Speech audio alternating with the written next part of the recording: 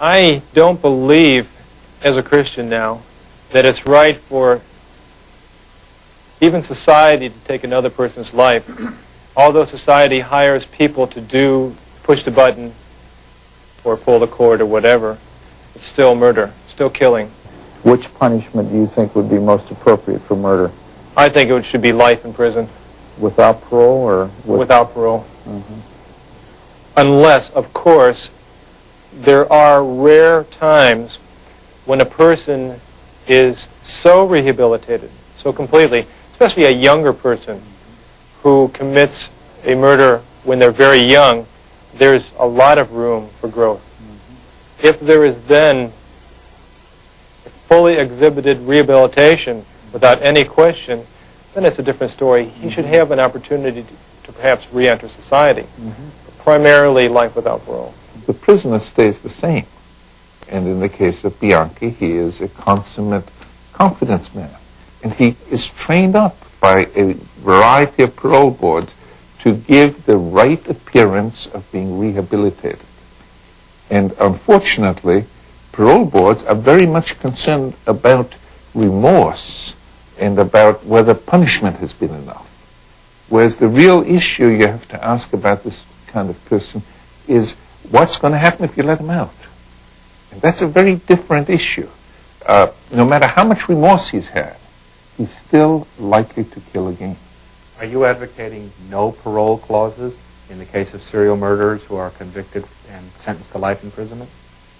Yes, I think that that has to be very seriously considered because these people have their full-time profession getting out. And whereas parole boards change over time, and they don't have a memory in a sense, each time somebody like this gets to a parole board, he learns more. He learns better how to present himself. And it is not surprising that a consummate con artist is eventually able to con a parole board, particularly since the warden is tremendously impressed with his behavior. The chaplain is impressed with his behavior. He is very helpful to a lot of people. And it is understandable why a parole board might get taken in by them. Your last degree, a high school diploma, is that correct? That's correct. Mm-hmm. And you're now working towards a community college degree. That's correct. I am now currently, as of the end of this quarter, will have 70 credits from Walla Walla Community College. And I've also been accepted at 2 other colleges to continue on for a bachelor's degree. What do you think you'll major in? Well, I'll probably major in religion. Both colleges are Christian colleges, and the major will be in religion. Tell me about your current religious beliefs and how they are the same or different from what your beliefs were, let's say, 10 or 15 years ago. Very much different. Aside from my changing faiths even, I'm a Christian now. Mm-hmm. I really don't care if anybody on the outside doesn't believe it. It's not important. The Lord knows that. Mm-hmm. I was baptized back in April of '85. And besides being baptized, I'm also a Seventh-day Adventist now rather than a Catholic, and I practice my faith actively. How do you know that he's not in fact rehabilitated now? Why do you think he's conning now when he shows that he can work with the chaplain and be a good prisoner and that he is genuinely trying to behave in the most appropriate way? I don't doubt that he's genuinely trying to behave most appropriately. He's a model prisoner. That's characteristic of the group. They're wonderful in prison. Everybody thinks they're great. They work for the chaplain. The warden thinks they're great. The social workers think they're great. And they act as if they're rehabilitated. That doesn't mean they are. It is yet another con. And he's very good at it. To even begin to try and live with myself, I have to take responsibility for what I've done. And I have to do everything I can to get Angelo Bono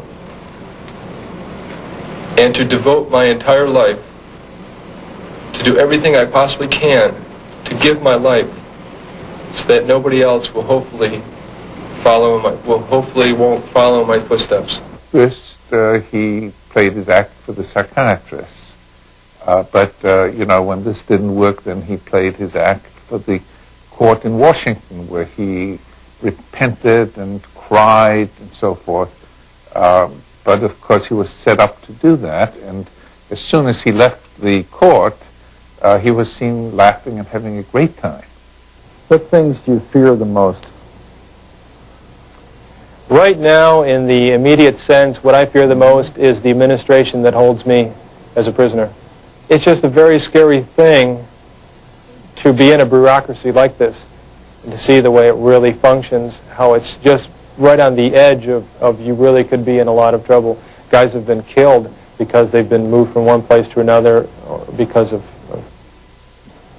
Now, I'm not saying the administration is trying to do harm to anybody. Basically, I would imagine they don't, but it just has its imperfections enough that it's very scary. I'm very much afraid of it. If you had to live your life over again, what things would you change? I really wouldn't change anything. You know, I had a good childhood, and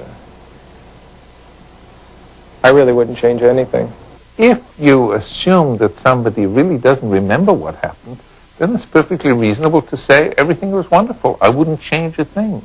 It's very compelling to a listener to think that this man is telling the truth. Because otherwise, if he was trying to con me, he'd say, well, after all, I feel terrible about these things. It's much more strong to say, I did nothing wrong. My life is an open book. What does Kenneth Bianchi have in common with other serial murderers? I'm thinking, for example, of Otis Toole. Well, like Otis Toole, he is a serial murderer. He did commit murder, so did Otis. And they're both dangerous people. The big difference, of course, is that Bianchi is pushing for getting paroled and working at it very effectively, I think, as opposed to Otis, who isn't very likely to get out. I mean, he lacks the resources, the charm, the con capability of a Bianchi. Do you think Mr. Bianchi will ever be released from prison or paroled? I wish I could say no, but in this one I think I'd bet on Mr. Bianchi. Is it your intention now to seek a trial and have that evidence evaluated by a court? Yes, my intention is to have my day in court, so to speak. Kenneth Bianchi is currently in Washington State Prison at Walla Walla. He will be eligible for parole in the 1990s.